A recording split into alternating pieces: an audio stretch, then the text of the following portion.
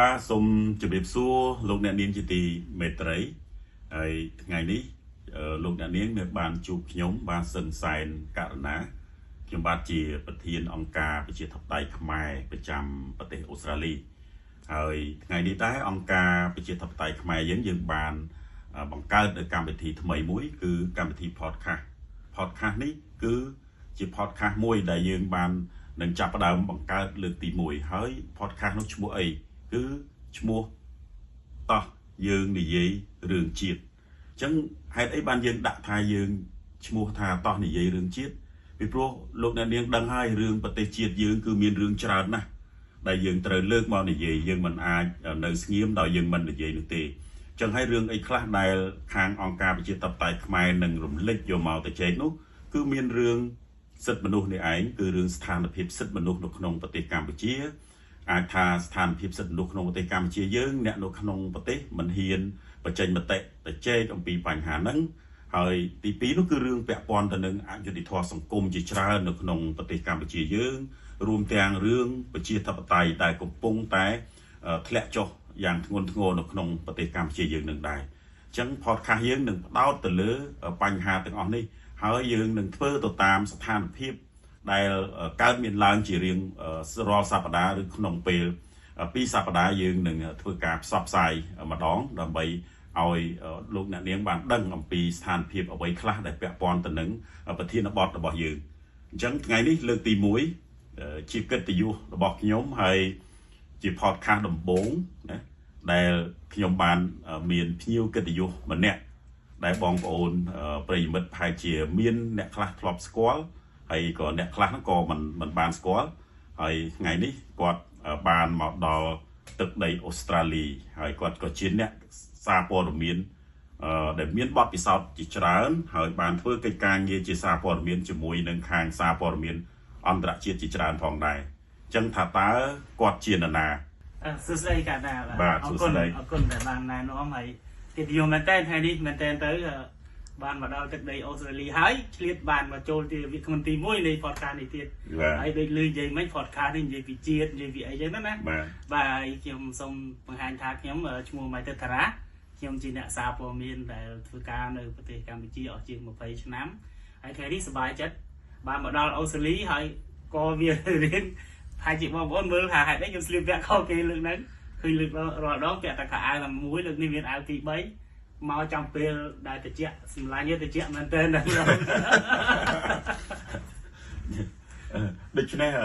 យ៉ាងម៉េចដែរអារម្មណ៍នៅទឹកដីអូស្ត្រាលីនេះហើយក្នុងនាមជាអ្នកសារព័ត៌មានណាដែលបានធ្វើកិច្ចការងារសារព័ត៌មានជាង20ឆ្នាំហើយចៃដន្យអីពេលដែលមកអូស្ត្រាលីនេះក្នុងស្ថានភាពមួយប្រទេសកម្ពុជាកំពុងតែមានការប៉ះទង្គិចគ្នាណារវាងថៃហើយកម្ពុជាប៉ុន្តែខ្ញុំចាំថាតារាកាលពីសង្គ្រាមឆ្នាំ2008ហ្នឹងគឺបានចុះទៅដល់ជួរមុខទៅយកព័ត៌មានជាមួយកងទ័ពអីសកម្មអញ្ចឹងតើចិត្តពុះកញ្ជ្រោលល្មិចនៅពេលដែលมันបានទៅយកព័ត៌មានมันបានទៅធ្វើកិច្ចការងារខ្លួនហើយមកដល់នៅអូស្ត្រាលីហ្នឹងតើបានធ្វើអីខ្លះទៀតទេ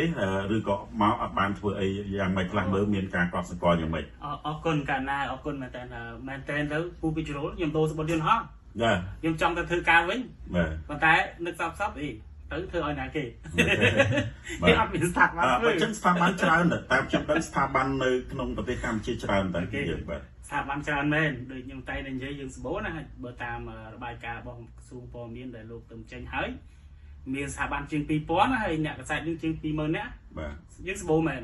ប៉ុន្តែយើងសម្បូរតែយើងមើលខ្ញុំសូមចែកម្លែកបទពិសោធន៍នៅពេលដែលយើងមានបញ្ហាជាមួយប្រទេសជិតខាងយើងថ្មីប្រទេសថៃនេះយើងមើលថាតើយើងសម្បូរព័ត៌មានប៉ុន្តែជាពលរដ្ឋមានព័ត៌មានណាមើលបានទៀងទាត់បានអត់យើងសម្បូរខ្ញុំលើកទឹកចិត្តខ្ញុំអរគុណដែលឃើញអ្នកសារព័ត៌មានយើងគាត់ពុះកញ្ជ្រោលគាត់ខំទៅធ្វើយកព័ត៌មានទៅដល់កន្លែងទីតាំងប៉ុន្តែព័ត៌មានពួកគាត់គឺព័ត៌មានបានត្រឹមតែក្នុងស្រុកដែលបានផ្ដល់ឲ្យតែជាពលរដ្ឋយើងហើយយើងឃើញមានតែខ្វះព័ត៌មានទៅអន្តរជាតិបាទខ្ញុំឃើញហ្នឹងស្រាប់តែឃើញខាងអ្នកនៅក្នុងស្រុកក៏ដោយគេថាចង់ឃើញអ្នកកសែតចាស់ជំនាន់មុនមកធ្វើការវិញចង់ឃើញអីចឹងណាហើយជ្រុងមួយទៀតឃើញមានអ្នកកសែតបរទេសម្នាក់ដែលធ្វើការទៅដល់តំបន់ហ្នឹងឃើញ ទាំងថ្នាក់ដឹកនាំទាំងអីយកមកផ្សាយមកអីណាអញ្ចឹងខ្ញុំឃើញថាវាសម្បូរព័ត៌មានតែគាត់តែព័ត៌មានបែបនៅក្នុងស្រុកយើងដែលមិនអាចនាំឲ្យអន្តរជាតិដឹងបានហើយអាចឆ្លើយតបទៅនឹងប្រទេសគេវិញបានហើយយើងមើលនៅពេលហ្នឹងក៏ខាងភាគីប្រទេសថៃគេបានបង្កើត fake news ច្រើនមែនទែនហើយយើងព្យាយាមទប់ប៉ុន្តែយើងទប់ក្នុងជាភាសាខ្លួនឯងអញ្ចឹងហាក់ដូចបានត្រឹមតែឆ្លើយតបឲ្យតែជាពលរដ្ឋខ្លួនឯងដឹងហើយតាមការស្កត់សម្គាល់ខ្ញុំមួយទៀតអ្នកសារព័ត៌មានយើងនៅពេលនោះគាត់បែរចង់ភ្លេចខ្លួនខ្លាចទៅជាអ្នក content creator វិញគាត់អត់បានជាយើងនិយាយព័ត៌មានបែបលម្អិតព្រោះគាត់ប្រាប់ថាបាញ់កន្លែងនេះបាញ់កន្លែងនោះហើយស្របពេលហ្នឹងក៏មានព័ត៌មានខ្លីៗច្រើនដែលធ្វើឲ្យប្រជាពលរដ្ឋគាត់ពិបាកទទួលយកមែនតើមិនដឹងថាមួយណាពិតមួយណាខ្លាំងខ្លាយយើងខ្លាយជាជនរងគ្រោះដោយសារ fake news ហើយជាការពិតដោយសារតែគាត់បាត់ព័ត៌មានឯករាជ្យពេលបាត់សម្លេងសារព័ត៌មានឯករាជ្យធ្វើឲ្យគាត់បាត់បង់នៅការទទួលបានព័ត៌មានគ្រប់ជ្រុងជ្រោយឧទាហរណ៍លោកកាលណាឯងសួរខ្ញុំមុនហ្នឹងថាអូនឹកឃើញការពីយកព័ត៌មាននៅសម័យសង្គ្រាម2010 2008បាទយើងចាំព្រឹត្តិការណ៍ពេលនេះខ្ញុំនឹកចឹងបានខ្ញុំនិយាយមុនថាខ្ញុំចង់ដូរសម្បត្តិយន្តហោះតែខ្ញុំជាសំណាងដែរពេលហ្នឹងខ្ញុំព្យាយាមតាក់ទងទៅស្ថាប័នព័ត៌មានធំខ្ញុំក៏បានធ្វើរឿងមួយចំនួនដែរ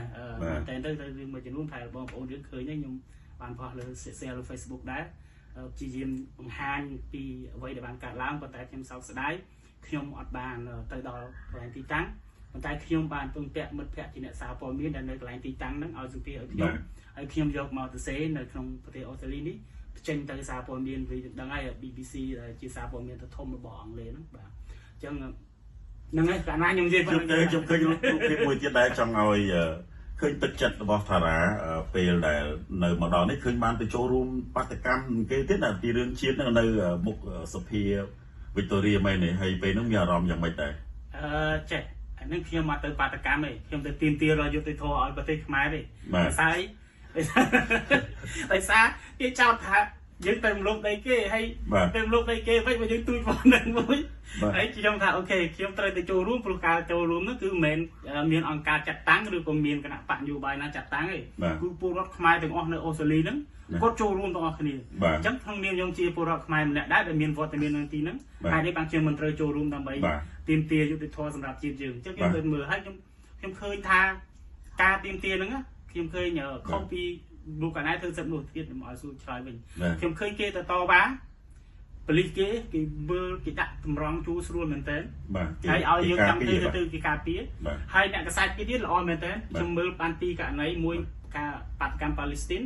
តែគេទាមទារដល់ទីប្រវត្តិគេហ្នឹងអ្នកកសែតគេជិះហេលីកូបទ័រយកព័ត៌មានអូបាទហើយទំនើបមែនតើណាហើយត្រាំគេអាទេភ្លើងលើតាមផ្លូវហ្នឹងគឺគេបាត់ឲ្យដំណើរការឬគេនិយមពេញទៅអស់ដើម្បីឲ្យបាតកោគេចេញមតិតាមចិត្តហើយយើងក្នុងនាមអ្នកសារព័ត៌មានថាអូល្អមែនតើ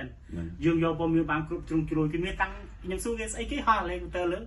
យើងស្មានតែមានសមត្ថកិច្ចគេផាត់ត្រូលគេល្បាតអីចឹងតែអត់ទេអាហ្នឹងអ្នកសាច់យកព័ត៌មានអូ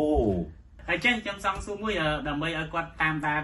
website នៃការភាសាគ្នាហ្នឹងយើងគួរឲ្យគាត់មើលតាមណាហើយយើងជម្រាបលាគាត់តែម្ដងបាទយើងមាន website យើងមាន KDO ហ្នឹងគឺយើងមាន website មួយហើយអាចលោកអ្នកនាងអាចចូលទៅតាមស្ដាប់នៅក្នុង podcast របស់ KDO អញ្ចឹងឬក៏តាម page Facebook របស់ KDO ហើយនឹងបណ្ដាញសង្គមមាន YouTube អីជាដើមអញ្ចឹងអាចចូលតាមដានហើយយើងអាចនឹងមានការផ្សព្វផ្សាយនៅក្នុងរយៈពេល2សប្តាហ៍យើងនឹងធ្វើម្ដងដោយយើងផ្ដោតចំប្រធានបទដោយមិនបានទៅជែកអីដោយដែលថ្ងៃនេះទេយើងនឹងទៅជែកចំស្ថានភាពដែលកំពុងកើតនៅក្នុងប្រទេសយើងដោយអាចថាខ្ញុំខ្លួនឯងនឹងទៅជែកឬក៏មានវាគ្មិនពិសេសណាមួយទៀតខ្ញុំក៏រំពឹងចឹងដែរដើម្បីឲ្យលោកអ្នកនាងបានដឹងហើយបានសួរហើយលោកអ្នកនាងក៏អាចទម្លាក់នៅសំណួរផងដែរនៅក្នុងខ្ទង់ comment បើចង់ឲ្យនិយាយបញ្ហាអ្វីហើយយើងនឹងយកប្រធានបទហ្នឹងដើម្បីពិនិត្យមើលស័ក្តិសមនឹងស្ថានភាពបច្ចុប្បន្នយើងនឹងលើកប្រធានបទហ្នឹងដើម្បីឲ្យសមស្របទៅនឹងទឹកចិត្តរបស់លោកអ្នកនាងចង់ស្ដាប់ចង់ដឹងដែរបាទសូមអរគុណតោះចឹងកាលណាយើងកុំរំខានយើងជំរាបលាសូមជម្រាបលាបងប្អូនទាំងអស់គ្នាហើយសូមអរគុណដែលបានចូលតាមដាន page ហើយនឹងបណ្ដាញសង្គមរបស់ KDO ហើយសូមជូនពរសុខភាពល្អសំណាងល្អទាំងអស់គ្នាបាទជម្រាបលាបាទ